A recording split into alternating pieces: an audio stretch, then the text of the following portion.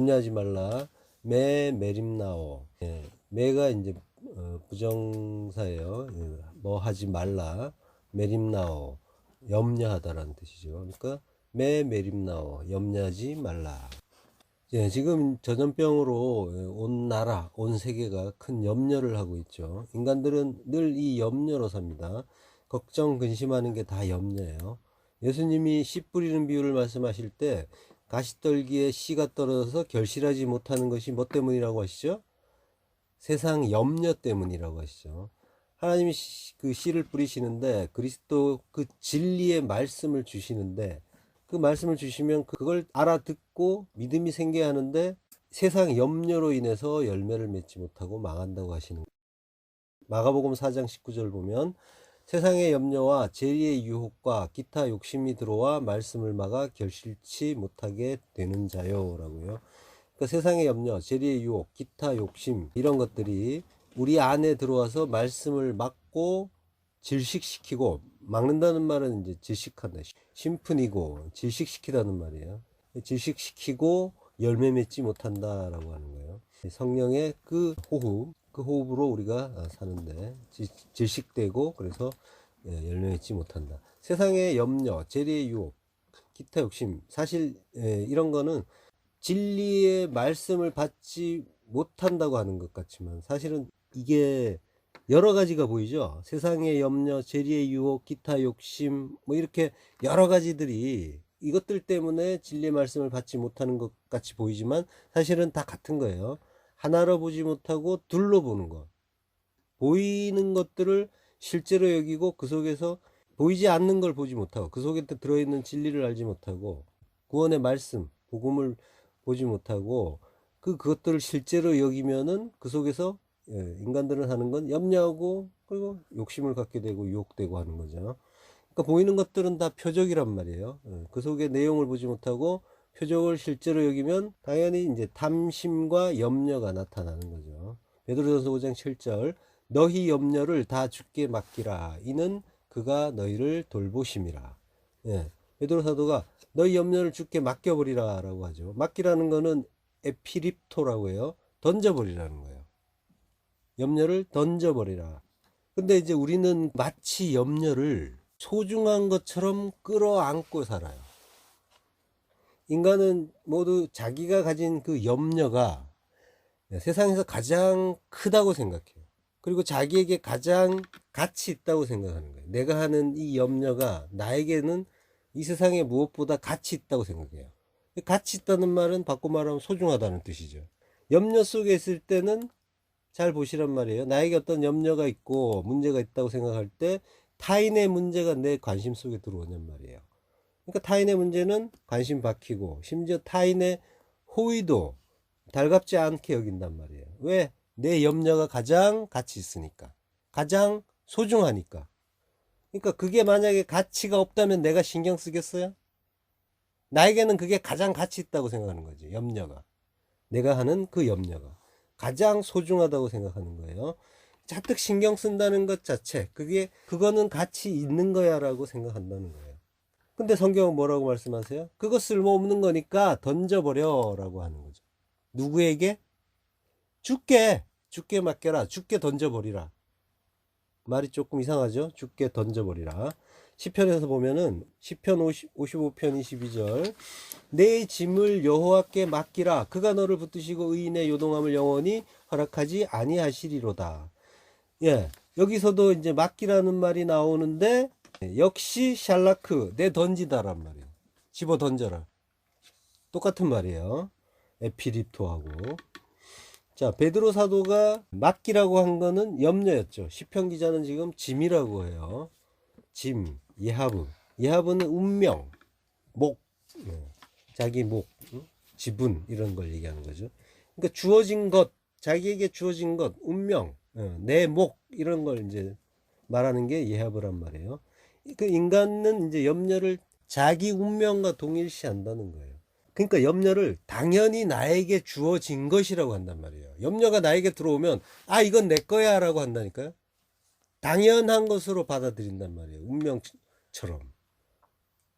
그건 뭐예요? 사실은 성경은 쓸데없으니까 던져버리라고 하는데, 그걸 나의 가장 소중한 것, 나의 운명, 이거는 내가 간직해야 될, 가지고 가야 될 운명과 같은 것이라고 본단 말이에요. 그 염려를 자기에게 주어진 몫이라고 여긴단 말이에요. 근데 던져버리라, 이게 하나님의 말씀이란 말이에요. 그러니까 너는 원래 그걸 자기 거라고 생각하고 끌어안고 있는데, 그죠? 하나님의 뜻은 뭐예요? 그거 네 거 아니다라고 하시는 거죠. 그러니까 집어 던져. 누구에게? 여호와께, 주께, 하나님께. 예. 그가 너를 붙드신대요. 쿨이라고 해요. 쿨, 붙든다는 말은. 쿨은 이제 담고 있다, 부양하다, 준비하다, 제공하다, 감당하다. 그러니까 하나님이, 그가 너를 붙드시고 하나님이 너를 책임지고 기르신다라고 하는 거예요.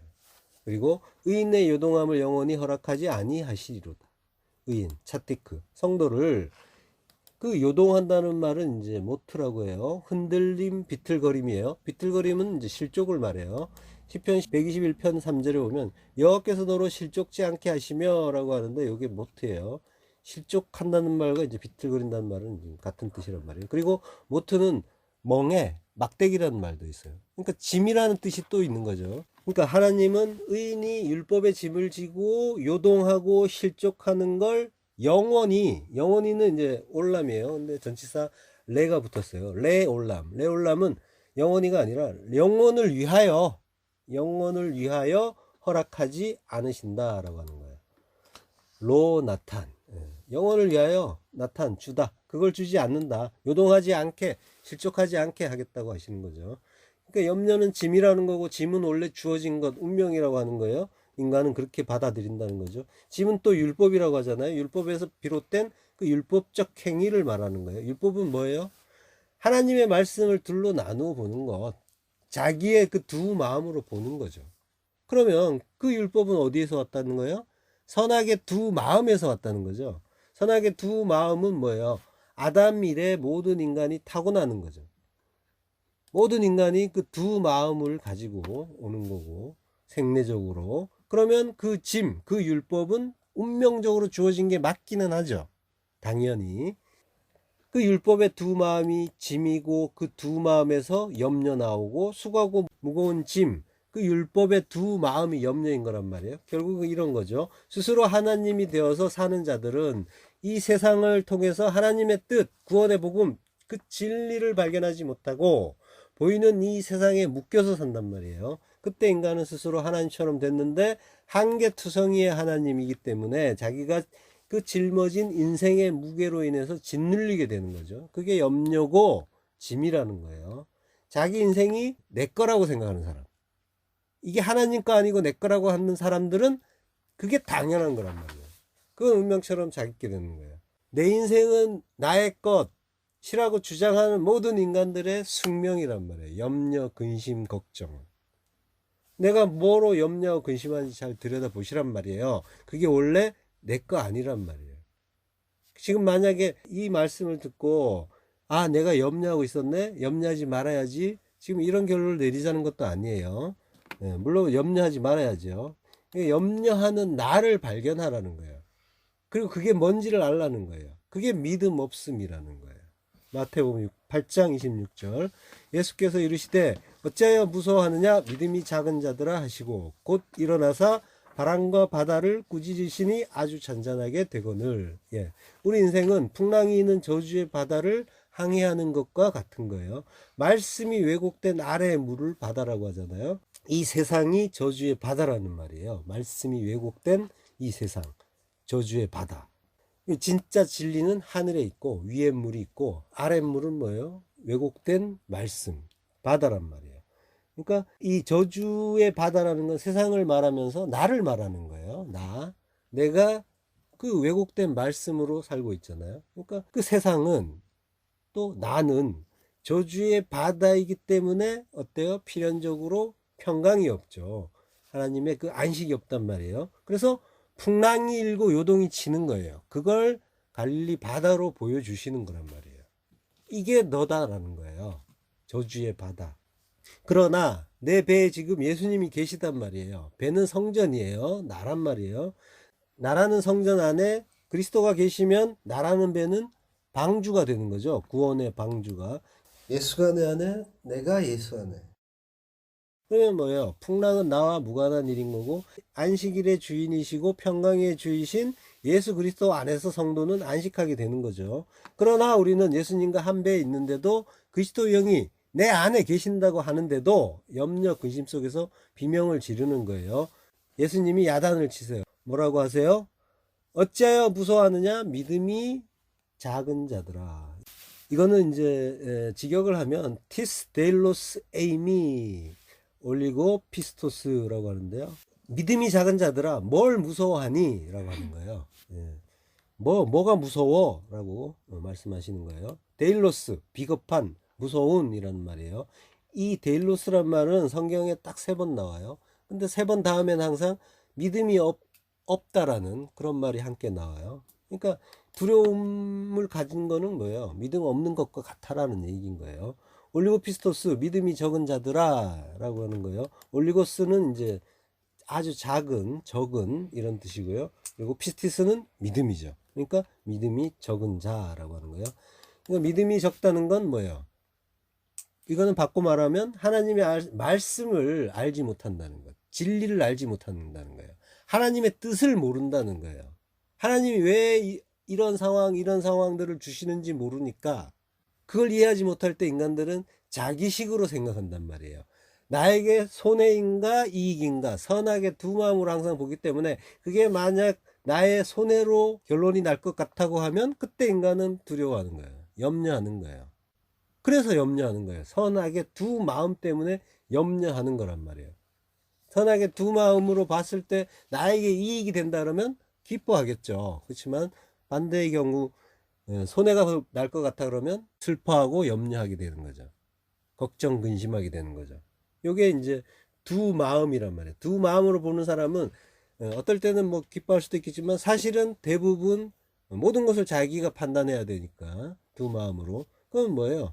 일의 태반은 마음에 안 드는 일이겠죠. 그러니까 염려 속에 사는 거예요. 두 마음으로 보는 게 율법이란 말이에요. 그러니까 하나님의 말씀을 알지 못해서 그렇게 보는데 하나님의 말씀을 알지 못한다고 하는 말은 하나님이 한 마음이 아니라는 거죠. 한 마음이라는 건 뭐예요? 모든 것이 선하시다는 거예요. 하나님은 영원까지 보시면서 모든 걸 성도에게 가장 좋은 걸로 주고 계신단 말이에요. 그게 한 마음이에요. 항상 좋은 것인데 인간들은 그 뜻을 알지 못하니까 어떻게 하겠어요? 자기의 선악의 두 마음으로 판단만 하고 있단 말이에요. 그래서 두 마음으로 보는 걸 율법이라고 해요. 그 두 마음으로 보는 율법의 상태가 자기로 보는 상태고 염려하는 상태, 짐을 지고 사는 상태인 거고 이게 죄란 말이에요. 죄는 다른 것이 아니라 두 마음으로 보는 것. 나머지 우리가 아는 그 죄들은 뭐예요? 죄의 증상이라고 하는 거예요. 전부 파생된 거예요. 이 두 마음에서 파생된 것들이란 말이야. 다른 사람이 손해를 보거나 말거나 나에게 요거는 이익이 되겠네. 그래서 범죄하는 거죠. 자, 그런데 육을 입고 있는 한 인간은 이 죄의 상태, 이 믿음 없음의 상태를 벗어나지 못해요. 예수님을 믿는다고 하고 그러면서 따라다니는 제자들은 자신이 진리를 안다고 생각을 했어요. 그리고 이제 믿음 있는 자가 된 줄 알았어요. 근데 어떻게 됐어요? 어떤 상황을 맞게 되자 곧바로 믿음 없음이 들통이 나는 거죠. 하나님이 그 들통나게 해주시는 그 내 믿음의 상태가 바로 올리고피스토스란 말이에요. 믿음이 없는 자들아. 이거는 사실은 감사한 일인 거예요. 하나님이 올리고피스토스라는 거를 드러내 주셨어요. 그때 성도는 내가 믿음 있는 줄 알았는데 내 믿음은 보잘것이 없구나를 아는 거죠. 내 믿음은 내게 아니군요를 아는 거죠. 요걸 알고 믿음의 주이신 예수 그리스도를 더욱더 의지하는 자리로 가는 거예요. 더욱 엎드리게 되는 거죠. 은혜만 구하는 자리로 갈 수 있게 되는 거죠. 요게 믿음 없음, 올리고 피스토스라는 걸 들통나게 해주신 하나님의 선하신 뜻이란 말이에요. 따라서 나의 그 믿음 없음, 올리고 피스토스를 깨닫게 해주시는 것이 구원인 거예요. 자랑할 게 없다는 걸 아는 것이 구원이란 말이에요. 어린아이처럼 주의 은혜만 구하는 것이 천국이란 말이에요. 천국의 어린아이가 되는 거예요. 천국 백성은. 나 잘났죠. 나는 성숙해서 이런 것 저런 거 다 할 수 있어요. 하는 그자들의 나라가 아니라 하나님이 주시면 받고 아니면은 말죠. 그리고 하나님 주시는 모든 것이 선하신 거고 나를 가장 잘 아시는 하나님이 가장 좋은 걸로 주시는 거죠를 믿는 것이 천국의 어린아이라는 거예요. 자, 마태복음 6장 12절. 우리가 우리에게 죄 지은 자를 사하여 준 것 같이 우리 죄를 사하여 주옵시고. 예, 죄는 뭐예요? 두 마음이라고 했어요. 예, 여기에서 우리가 이제 그걸 하나님이 사해 주시는데 그 아피엠이 사해 준다는 건 아피엠이에요. 요거는 뭐예요? 용서하다, 자유롭게 하다 이런 뜻이에요. 예, 그러니까 하나님의 뜻을 깨닫고 진리를 깨달을 때 그는 무거운 짐, 율법을 벗어 던지게 되는 거고 요게 죄 사함을 받는 거란 말이에요. 자유롭게 해서 스스로를 용서하고 풀려나게 되는 거란 말이에요. 진리로 자유케 되는 거예요. 진리의 내용이 뭐예요? 뭐가 진리죠? 내가 하나님 아니군요를 아는 거예요. 하나님이 창조주고 진짜 하나님이시군요를 아는 것. 이게 진리란 말이에요. 나는 그저 티끌이고 마른 뼈고 죽은 흙이군요를 아는 거예요. 그리고 그리스도의 은혜로 십자가 죽음을 주시면 나는 죽고 부활할 수 있고 그게 아니면 나는 그저 죽은 존재로 끝나는군요를 아는 거예요. 이게 진리란 말이에요. 하나님이 다 이루어 주시는 그 구원, 그 은혜를 아는 거예요. 이걸 알 때 자기의 불가능을 알고 자기에 대한 그 헛된 기대에서 빠져나올 때 인간은 자기에 대한 그 율법의 짐, 염려에서 아피엠이 자유롭게 풀려나는 거예요. 요게 죄사함이란 말이에요. 이 진리가 우리를 구원하는 거예요. 이걸 아는 게 구원입니다. 자, 염려하다. 메림나오는 메로스에서 나온 단어예요. 메로스는 부분이란 뜻이에요. 하와가 아담에게서 나온 한 부분인 거죠. 그걸 이제 메로스로 하는데 메로스는 또 메리조라는 단어에서 나왔어요. 나누다. 나누는 게 메리조고요. 그리고 나눈 것이 메로스예요. 자, 아담과 하와는 원래 하나였다가 둘로 나누어진 거죠. 메로스. 원래 하나님과 하나였던 성도가 메리조 나누어지면 어떻게 돼요? 그러면 메림나오 한다는 거예요. 자, 염려하게, 근심하게 되는 거죠. 그러니까 하나가 돼야 평강, 안식인데 둘로 나누어지면 당연히 그 평강이, 그 샬롬이 깨진 상태죠. 성도와 그리스도가 하나가 되지 못하면 당연히 염려 속에 사는 거예요. 구원은 그리스도와 교회가 다시 하나가 되는 거죠. 결국 염려는 모든 걸 둘로 나누는 두 마음인 거예요. 두 마음이라는 거는 하나님과 나누어진 마음인 거죠.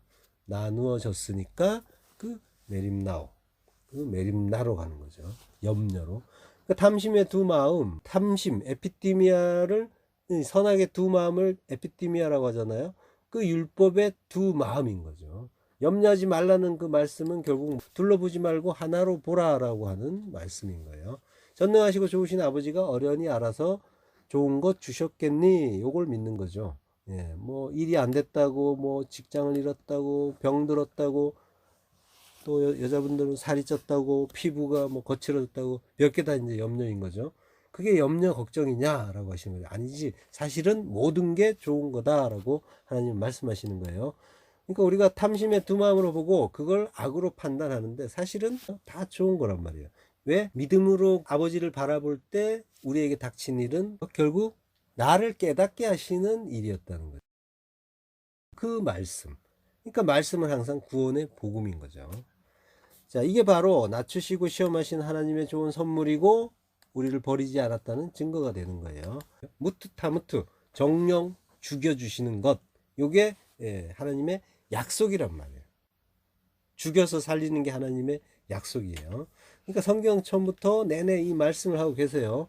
우리에게 그 나타난 사건을 전부 눈에 보이는 대로 보고 두 마음으로 판단하면 요게 이제 말씀을 제대로 이해하지 못하고 껍데기로 보는 일이고 요게 율법주의고 인본주의인데 이거 하지 말라고 하시는 거예요. 염려하지 말라는 말씀은 결국 제대로 말씀 알아라, 내 말 알아들어라 하시는 그 뜻이 담겨 있는 말씀이란 말이에요. 요게 염려하지 말라, 메림나오의 진의인 거예요. 그러니까 예수님이 말씀하시는 염려의 내용이 뭐예요? 뭘 염려하지 말라는 거예요? 먹는 것, 마시는 것, 입는 것이었잖아요, 본문에서. 뭐 물론 이제 나는 그거 말고 좀 더 폼나게 살고 싶은데요, 출세하고 성공하고 이런 사람도 있겠죠. 근데 그래서 뭐 하고 싶은데 하고 물어보면은 좋은 집에서 세련된 옷 입고 맛있는 음식 먹는 것이라고요. 결국은 먹는 거, 마시는 거, 입는 거. 예. 거기에 이제 뭐 짜파구리에 채끝살이 들어가느냐 마느냐 이제 그런 문제인 거죠. 이거 다 뭐예요? 하늘의 양식으로 먹고 하늘의 생수로 마시고 의의 그리스도의 그 겉옷으로 입어야 하는 구원 이야기인 거예요. 집도 사실은 뭐예요? 성전 이야기잖아요. 내가 진리의 그 성전이 되느냐, 진리의 영이신 그 성령께서 내 안에 들어오셔야 또 지어지는 성전인 거죠. 다 말씀 진리 이야기인 거예요.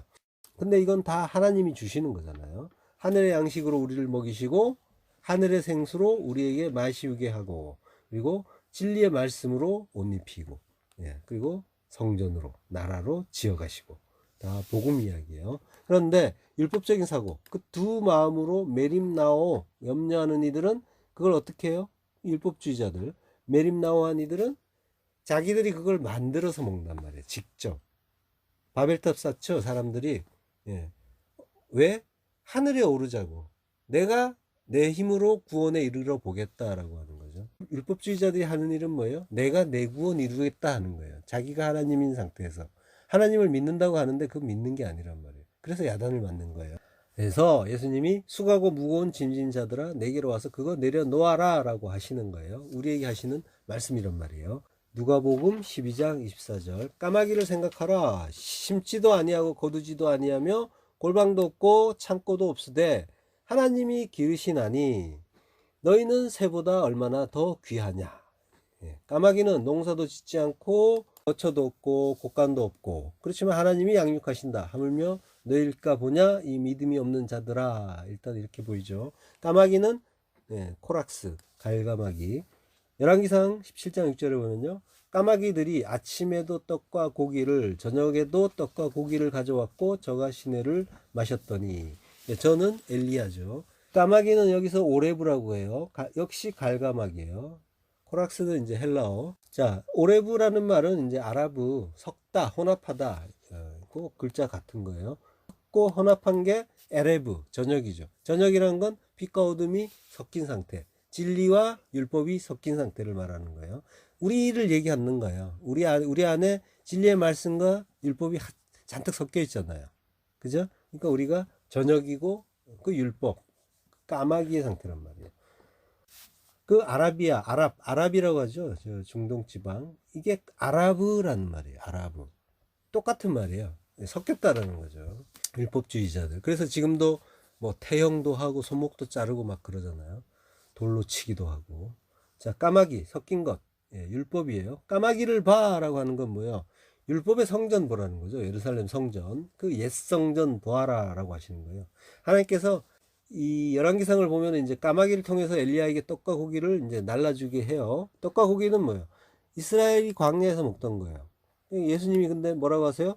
광야에서 그거 먹고 다 죽었다라고 하는 거죠. 이게 뭔지 몰라서.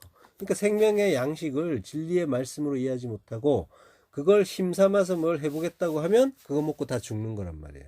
그러니까 말씀을 나의 어떤 그런 교훈으로 삼는 것, 나의 생활의 교훈으로 삼는 것.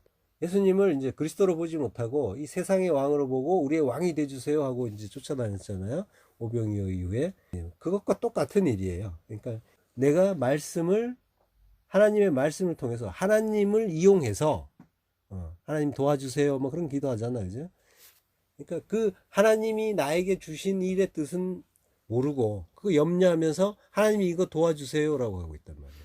하나님은 뭐예요?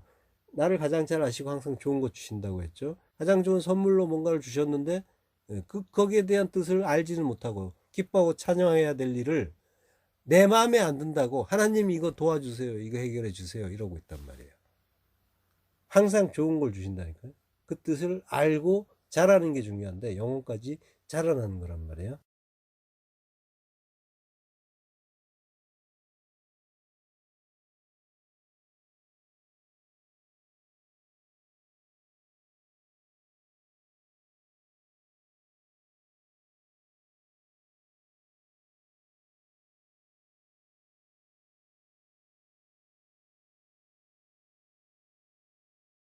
그거 알지 못하고 하나님을 나의 어떤 조력자 정도로 생각을 하고 하나님으로부터 뭘 얻어내는 걸 목적으로 하는 자들은 그러면 그거 먹고 다 죽는다라는 거예요. 지금 열왕기상은 이 구절은 이제 이스라엘이 3년 반의 가뭄이 들었을 때 이야기죠. 엘리야 시대에 3년 반이라는 건 뭐예요? 한때, 두때, 반때. 3년 반이죠. 42달. 1260일. 성경에 이런 표현 많이 나와요. 그러니까 성도의 인생 전체를 얘기하는 거예요. 광야 40년. 같은 이야기예요. 그러니까 이게 뭐예요? 전부 가뭄이다라고 하는 거죠. 말씀이 없는 가뭄. 광야라는 것 자체가 말씀이 없다라는 의미예요. 물이 없는 곳. 예. 계시록에 보면은, 요한계시록에 보면 여자가 이제 광야로 도망가서 거기서 1260일 동안 뭐 양육을 한다라고 하잖아요. 거기가 하나님이 예비하신 곳이란 말이에요. 예비하신 곳이라 그래요.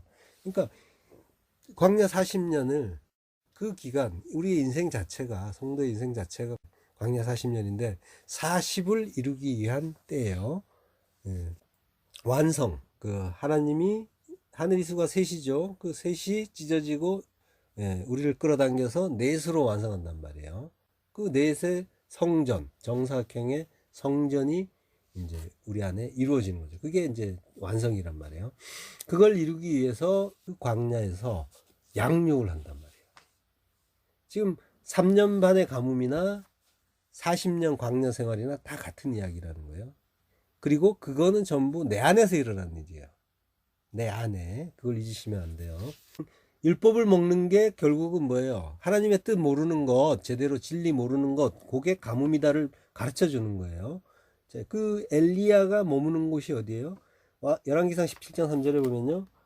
너는 여기서 떠나 동쪽으로 가서 요단 앞 그리 시냇가에 숨고라고 하세요. 동쪽으로 가죠. 동쪽 케뎀. 케뎀은 하나님 반대편. 예. 반대편에 가서 그리 캐리트. 예. 캐리트는 뭐예요? 카라트, 잘라내다, 베다 이런 뜻이에요. 자르다, 베다. 잘랐다는 거예요. 그 자른 걸 캐리투 이혼이라고 해요. 그러니까 하나님의 뜻을 모르면 성경은 이혼 증서가 되는 거예요. 세페르 캐리투트가 되는 거죠. 그러니까 하나님의 말씀을 아느냐 모르냐. 그러니까 내가 하나님과 거룩한 그 성 예루살렘과 어린 양 그리스도가 혼인을 해야 되는데, 하나님이 우리에게 장가들겠다고 하시는데 우리가 그 뜻, 성경을, 말씀을 이해를 못하면 하나님과 나누어지는 이혼 증서가 되는 거다라는 거예요. 그러니까 내가 하나님 말씀을 제대로 이해하고 있는지를 보시란 말이에요. 성경 말씀만이 아니라 인생에 오는 모든 것들이 하나님의 말씀이라고 했잖아요.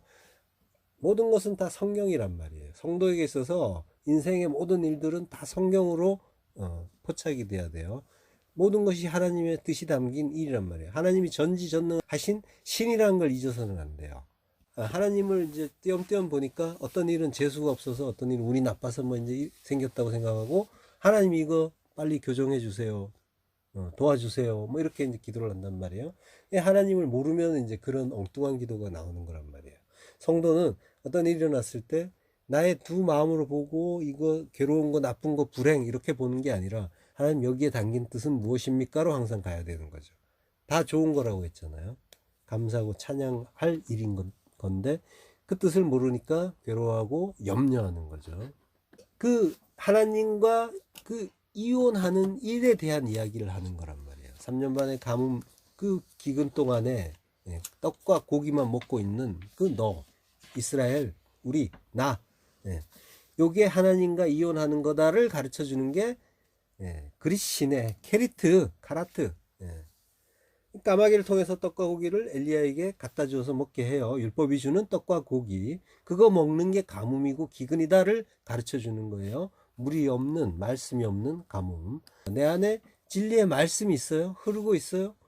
하나님 믿는다면서 여전히 그 율법의 두 마음으로 사는 진리의 그 말씀이 없는 그런 기근의 상태란 말이에요.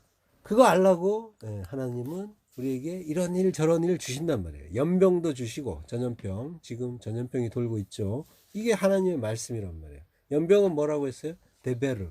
데베르는 다바르, 말씀과 같은 말이란 말이에요. 그러니까 하나님의 말씀 제대로 모르면 그거 연병이다 라고 하시는 거예요. 그리고 메뚜기, 황충이 또 지금 동진하고 있죠. 메뚜기가 하는 일은 뭐예요? 황충이 하는 일은 양식을 먹어버리는 거예요. 말씀의 기근 역시 그걸 말씀하시는 거죠. 그러니까 지금 온 세상을 휩쓰는 그 난리는 나에게 주시는 말씀이란 말이에요. 네 안에 지금 진리 있느냐? 말씀의 기근 아니냐? 말씀이 왜곡되고 아예 말씀이 말라가는 기근의 상태. 내가 지금 말씀이 없어 망하는구나를 지금 세상이 망하는 모습을 보면서 이걸 이해를 하셔야 된단 말이에요. 만약에 그게 이해가 안 되면 하나님의 뜻이 깨달아지지 않는 거고, 나는 하나님과 무관한 자고 하나님과 나는 이혼한 상태인 거죠.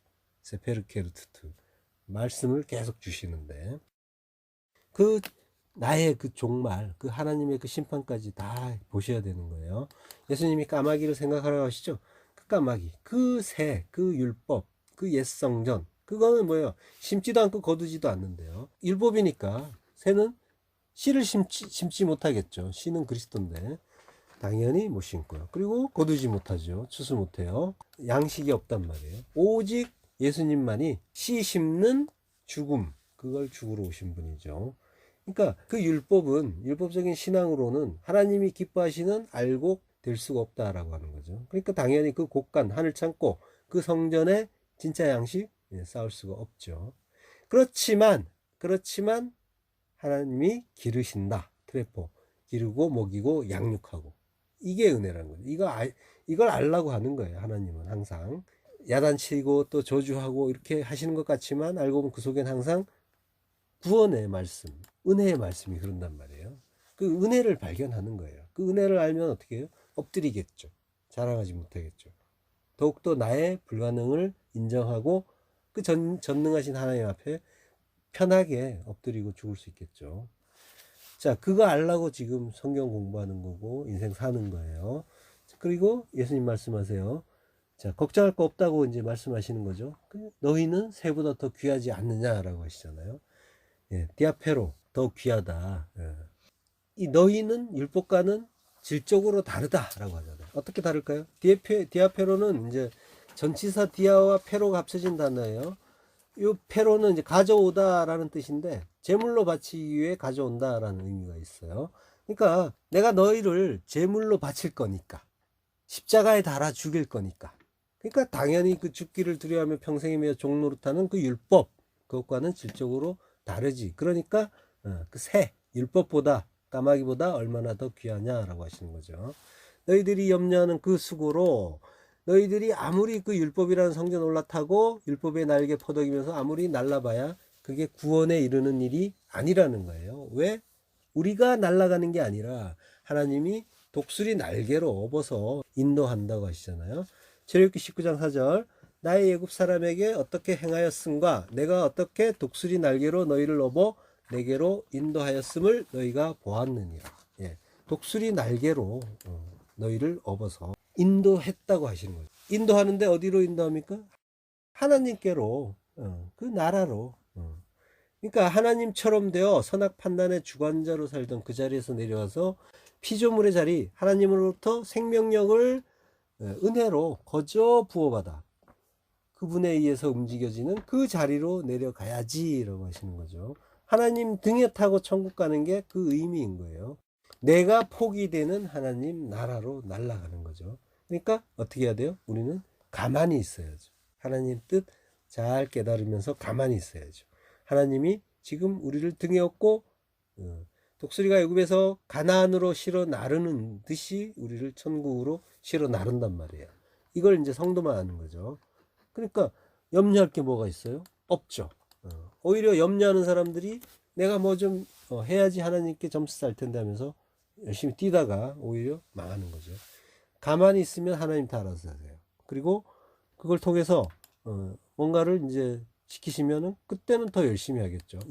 은혜를 알고 나의 어떤 그런 업적이나 공로로 하는 게 아니니까. 그러니까 뭐예요? 성도는 그 은혜 배우는 거라고 했잖아요. 그 은혜를 상고하고 감사하는 거예요. 그 은혜 아는 자는 하나님만 꼭 붙잡는 거고, 그리고 오직 그 은혜 아는 자만이 염려하지 않게 되는 거죠. 항상 기뻐하고 감사하게 되는 거예요.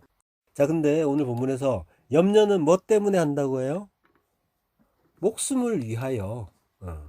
목숨이라는 거는 푸시케예요. 요거는 이제 생명이 아니라 목숨 자체, 짐승의 어떤 그런, 그러니까 하나님의 그 영혼의 그 생명이 아니라 그 짐승의 호흡 같은 상태인 거죠. 호흡하는 상태.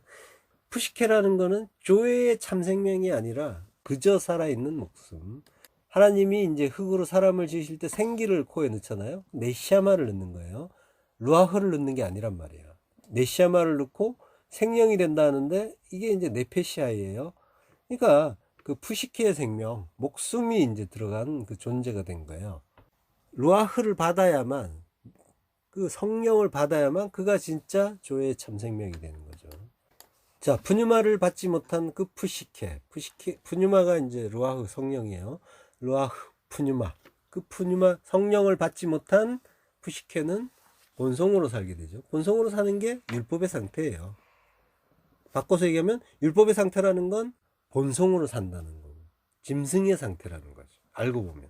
율법주의 뭐 이러니까 성경을 알긴 아는데 뭐 이제 좀 제대로 못 아는 상태 이런 정도로 아는데, 알고 보면은 모든 인간이 율법주의란 말이에요. 거기에서 하나님이 영이 부어줄 때만 모든 것을 하나로 보는 아들이 되는 거죠. 그게 아니면 전부 자기가 모든 율법을 주관하고 판단하는 자가 되는 거죠.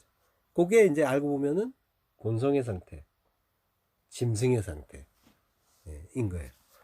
그러니까 교회를 다니고 하나님의 뭐 말씀을 받았고 뭐 그렇다고 하더라도 그 성령 푸뉴마의 은혜가 아니면 하나님의 뜻을 알 수가 없고, 그 상태에서는 여전히 자기 본성, 그 푸시케, 탐심으로 사는 거예요. 탐심, 에피티미아, 그 선악의 두 마음이 모든 푸시케, 그 목숨들의 본성이라는 거죠. 그리고 요걸 이성 없는 짐승의 상태라고 하는 거예요. 두 마음으로 본다는 거는 하나님의 한 마음이 없다는 거예요. 그러니까 성령이 임한 자는 하나로 보게 된단 말이에요. 모든 것을 하나님의 선하심 하나로 보게 되면 결국 모든 걸 감사로 보게 되고 찬송하게 된단 말이에요. 두 마음을 보는 것이 율법의 상태인 거고 짐승의 상태. 자, 민수기 11장 4절. 이스라엘 중에 섞여 사는 무리가 탐욕을 품음에 이스라엘 자손도 다시 울며 가로되 누가 우리에게 고기를 주어 먹게 할꼬. 예. 이스라엘 중에 섞여 사는 무리라고 해요. 이거는 이제 이스라엘이 있고 따로 그 중에 이제 섞여 사는 무리가 있는 게 아니라 이스라엘 우리예요. 우리 안에, 이거는 이제 케레브란 말이 있어요. 이스라엘 안에, 이스라엘의 안 내부에 섞여 사는 어떤 것. 그러니까 우리 얘기한단 말이에요. 한 사람 한 사람이 이스라엘이고 교회잖아요. 우리 안에, 케레브란 말은 이제 그 레브라는 말에서 왔어요. 레브는 마음이란 말이에요. 우리 마음에, 그 얘기하는 거예요. 섞여 사는 무리, 그들이 탐욕을 품었다. 타와를 아와했다. 아와에서 나온 말이 타와예요. 바라고 소원하고 열망하는 걸 명사형으로 타와라고 하는데, 여기 욕구, 욕망, 갈망이죠. 요걸 품었어요. 거기에 이제 섞여 사는 무리가 있다고 하는데, 섞여 사는 무리는 이제 체육계 보면은 이제 중다한 잡족이라는 말이 나오죠. 그 중다한 잡족을 얘기하는 거예요. 중다한 잡족은 또 뭐예요? 잡족은 에레브란 말이에요. 에레브 아까 저녁이라고 했잖아요. 섞여 사는 것, 혼합. 요 섞여 사는 무리가 에레브라고 하는데, 이게 나의 상태, 내 안에 율법과 진리가 뒤섞인 상태, 이스라엘 안에 그 이야기 하는 거죠. 그리고 그게 또 까마귀란 말하고 또 연결되잖아요. 오레브. 자, 그 율법의 상태. 지금 우리의 상태를 말해요. 이스라엘 안에, 내 안에 섞인 말이 들어와서, 섞인 말이 들어와 있어서, 그러니까 내 안에 그거 있다는 거죠. 그래서 고기 먹고 싶다고 묻는 거예요. 고기라는 건 뭐예요? 저녁의 양식이잖아요. 밧사르, 율법. 예. 저녁의 양식 주세요. 나의 상태가 저녁인 거고, 그러니까 뭐예요? 그거 먹고 싶다고 하는 거죠. 근데 그거 먹으면 죽는다고 하죠. 그래서 그거 먹다가 이 사이에서 씹히기도 전에 죽잖아요. 메추라기를 먹다가 고기 달라고 울었더니 하나님이 메추라기를 주신단 말이에요. 근데 먹다가 죽는단 말이에요. 죽는 게 은혜예요. 죽이는 게. 하나님이 죽이시는 게. 먹게 놔두면 뭐예요? 버린다는 건데, 너희는 먹으면 안 된다라고 이제 하시는 거죠. 죽여주시는 게 은혜란 말이에요. 우리 안에서 일어나는 일이라는 걸 잊어서는 안 돼요. 그 라브가 이제 중다한이란 말인데, 그게 이제 머리라는 뜻도 있단 말이에요. 그리스도가 이제 머리가 돼야 되는데, 그 머리가 자기인 것, 그 상태, 요게 중다한 잡족의 상태인 거죠. 머리가 자기라면 하나로 보지 못하고 나누어서 보게 되잖아요. 그게 중다한 잡족의 상태인 거죠. 자, 그 조금 전에 이제 탐욕을 품으에란 말이 타와를 아와했다라고 이제 했죠. 아와라는 말이 지금 여기에서 히트 파일 형태로 쓰였어요. 히트 파일 형태라는 거는 뭐냐면 제기 강조 용법이에요. 제기는 예, 스스로, 셀프, 스스로라는 뭘 한다라는 얘기예요. 그러니까 그 욕구를 스스로 발한다는 거죠. 근데 강조예요. 그러니까 스스로 그 마음을 강하게 품었다라고 하는 거죠. 이스라엘의 아들들이 모압 신에게 절한 것도 마찬가지였죠. 자기가 원해서 그게 마음에 들어서 그래서 간절히 소원하고 열망했다라고 하는 그 의미가 들어있는 거예요. 예레미야서 3장 6절 요시야 왕 때에 여호와께서 또 내게 이르시되 너는 배역한 이스라엘이 행한 바를 보았느냐 그가 모든 높은 산에 오르며 모든 푸른 나무 아래로 가서 거기서 행음하였도다. 예. 배역한 이스라엘, 배역은 메슈바라고 해요. 예. 메슈바는 이제 배신, 변절, 배역 이런 말인데 그 메슈바는 이제 슈브라는 말에서 나왔죠. 슈브는 돌아가다, 돌아서다. 예. 회개의 의미가 있어요. 근데 이제 거꾸로 돌아가면 뭐예요? 배교, 배신이 되는 거죠.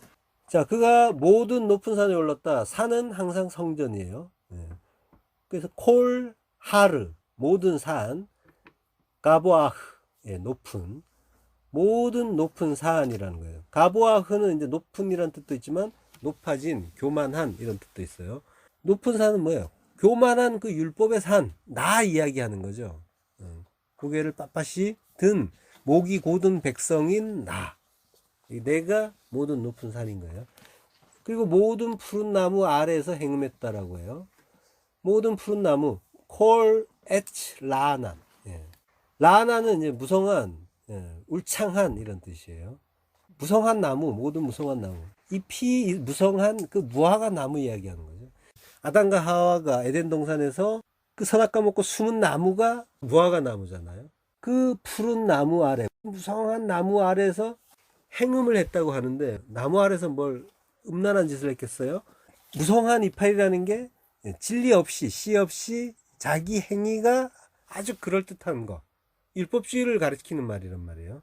그들이 뭐예요? 산당 짓고 우상 섬기고 하는 거죠. 그리고 나무끈을 울창한 그 나무끈을 아래에서 율법교사나 랍비들이 율법을 가르치게 됐단 말이에요. 근데 그게 뭐예요?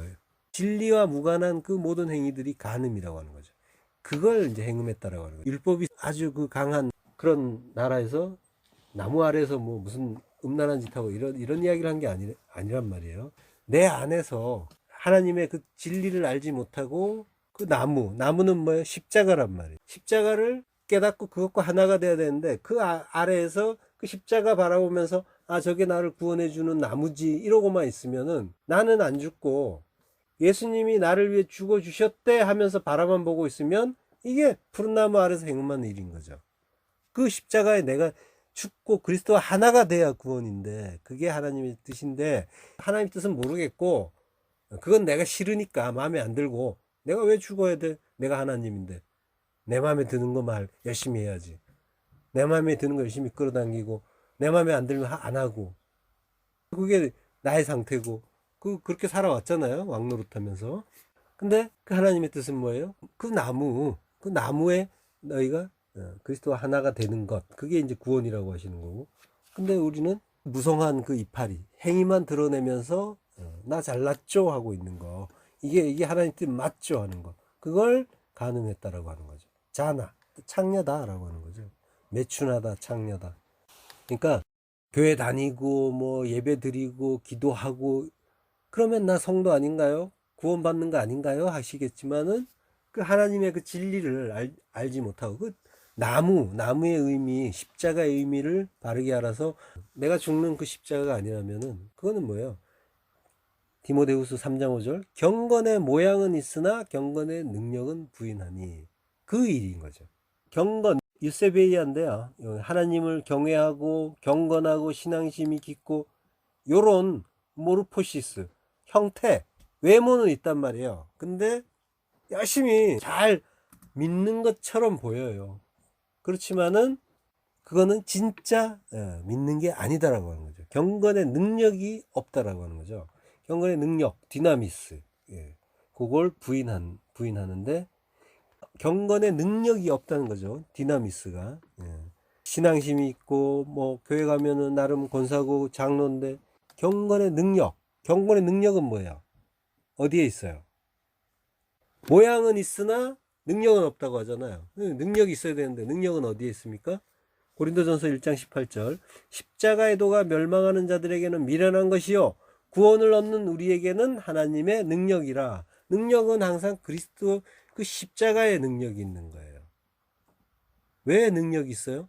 내가 죽어야 되니까. 내가 죽어야 그 전지전능하시고 크신 하나님이 나의 전부가 되니까. 내 안에서 성전을 이루어야 되잖아요. 내 안이 거룩한 하나님의 성전이란 말이에요. 그러면 하나님이 나를 완전하게 통치하시려면 뭐예요? 내가 완전히 삭제가 돼야만 내가 능력 있으신 하나님의 나라가 되는 거죠. 하나님의 전이 되는 거죠. 그러니까 십자가가 참된 능력인 거예요. 나의 죽음이 능력이란 말이에요. 그리스도와 하나 되는 게 능력이란 말이에요. 십자가 말로만 외치고 바라보기만 하고 도무지 자기가 죽을 생각을 하지 않는다면 그게 푸른 나무 아래에서 행음하는 일이다 라고 하시는 거예요. 자, 이런 것들이 그리스도의 은혜를 받지 못한 상태, 조회의 참 생명으로 살지 못하는 율법의 상태인 거죠. 그 네페시, 푸시케, 곧 짐승의 상태인 거예요. 죽은 것 같았으나 죽지 못한 짐승의 상태. 내 얘기하는 거예요. 자, 이것이 성도가 광야 40년 동안 무트타무트 정령 죽고 멸망해야 되는 이유인 거예요. 우리가 인생 동안 그 멸망의 은혜, 십자가 죽음의 은혜를 받고 아 죽는 것이 맞구나. 죄인 중에 계수인 나는 반드시 죽어야 되는구나를 이제 깨닫고 이게 진리란 말이에요. 진리를 깨닫고 그러면 진리가 되겠죠. 그러면 진리가 되고 십자가의 죽음을 죽고 이게 진리가 되는 거죠. 그리고 율법으로 완성되면 그게 약속 언약이란 말이에요. 쉐바 그 약속인데 그 약속은 뭐예요? 일곱째 날은 안식의 날이란 말이에요. 안식의 날이란 건 뭐예요? 죽음의 날인 거예요. 내가 죽어야 안식하는 거죠. 그래서 예수님이 일곱째 날에 무덤에서 죽으신 거기서 죽고 안식 후 첫날 부활의 날로 새로운 피조물로 나오시는 거죠. 죽는 게 안식이고 죽고 부활하는 여덟의 그 새 생명, 부활의 새 생명. 요게 뭐예요? 염려가 없는 안식 평강인 거죠. 그러니까 하나님의 언약은 죽여주신다는 언약이란 말이에요. 나 이 세상에서 잘 되게 하고 잘 먹고 잘 살게 하고 훌륭하게 하고 높여주시는 게 언약이 아니라 영원의 나라 그 천국에서 영원히 함께 하자고 하시는 게 그게 언약이란 말이에요. 그걸 위해서 무트타무트 이 땅의 나, 그 율법의 나, 육체의 나 내가 삭제가 돼야 육이 삭제가 돼야 영이 살 거 아니에요. 그 하늘에 완성된 그 천국은 영의 나라잖아요. 내가 영이고 그 안에 있다면 내 육은 반드시 삭제가 돼야겠죠. 여기에서 내 육이 삭제가 돼야만 하늘의 내가 분명해진단 말이에요. 내가 죽는 게 맞고 죽어야만 하는 거죠. 자, 무트타무트 정령 반드시 죽고 죽여주시고 안식 후 첫날 그 부활의 새 생명 위로부터 거듭남의 새 하늘 새 땅 다시 눈물이 없는 그 나라 고기 달라고 울지 않는 그 나라 그 부활의 새 몸으로 다시 사는 일이 십자가에서 이루어지잖아요. 테텔레스타이 다 이루었다로 완성이 되는 거죠.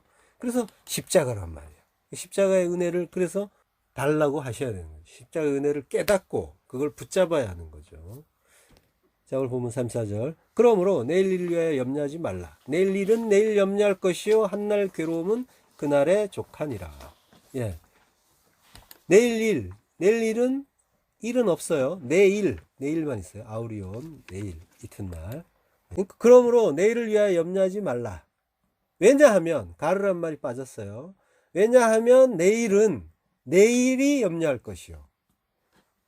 내일 일은 우리가 내일 염려하자 이런 말이 아니라 내일 자신이 내일이 한다는 거예요.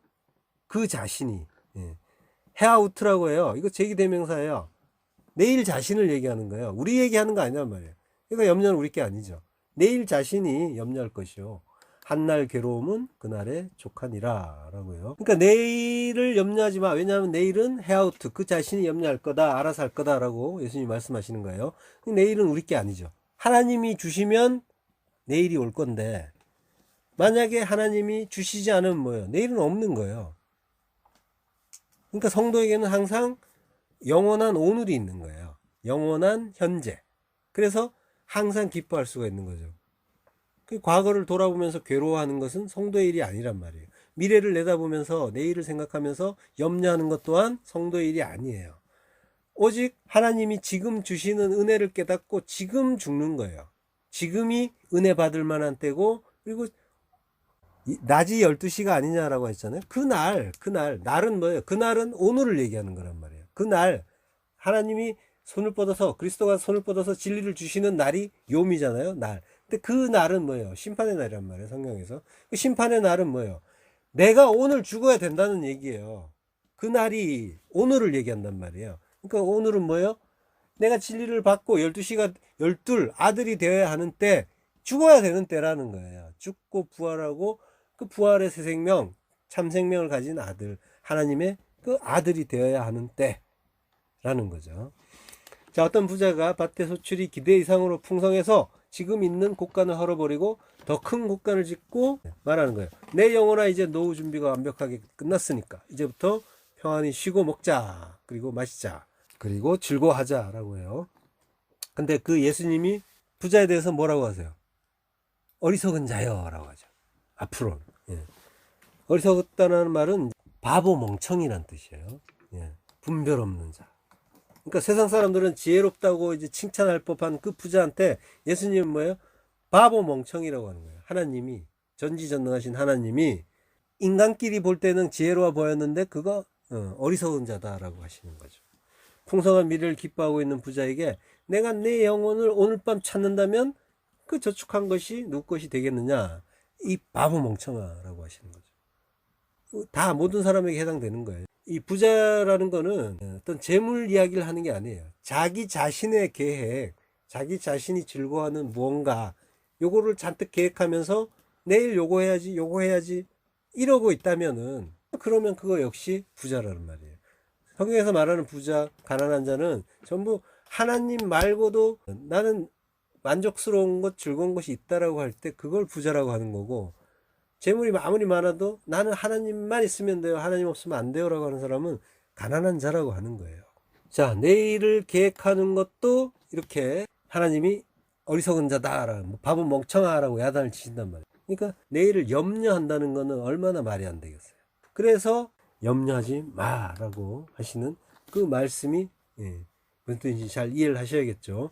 그래서 그 염려하지 말라라는 말씀 속에 이 말씀을 함께 주시는 거예요.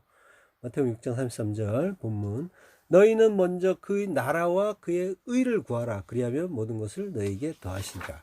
우리는 항상 내 나라 내 의 구하잖아요. 그래서 나의 높음 구하고 내가 잘 되기를 바라고 전부 그러고 있단 말이에요. 그렇지만은 먼저 하나님 나라 그리고 하나님의 의를 구하라, 그러면 모든 것을 더하시리라 라고 하시는 거예요. 그러니까 성도는 지난 날을 돌아오면서 괴로워하지 않고 내일을 미리 앞당겨 염려하지도 않는 거예요. 오늘 하루 한날의 아들이 되는 거예요.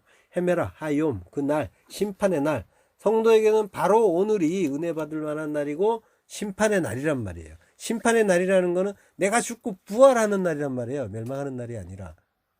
심판이라는 거는 판정하는 거죠. 거기에서 택하지 않은 자는 영벌로 가고 택한 자는 영생으로 간단 말이에요. 내가 성도라면 심판의 날에 나는 기쁨의 날이 되는 거죠. 나는 죽고 부활하는 새 몸을 입는 날이 되는 거죠. 바로 지금. 성도에게는 오늘만 있단 말이에요. 그러니까 내가 지금 죽고 부활해야 되는 날이라는 거예요. 다른 날에 나중에 또 뭐 하지 이게 아니라 지금 내가 내 안에서 하나님 나라를 지어가고 있는지, 말씀을 깨닫고 그것으로 기뻐하고 감사하고 있는지 보시란 말이에요. 성도는 바로 지금 오늘에 십자가에서 죽고 아들이 되는 거예요.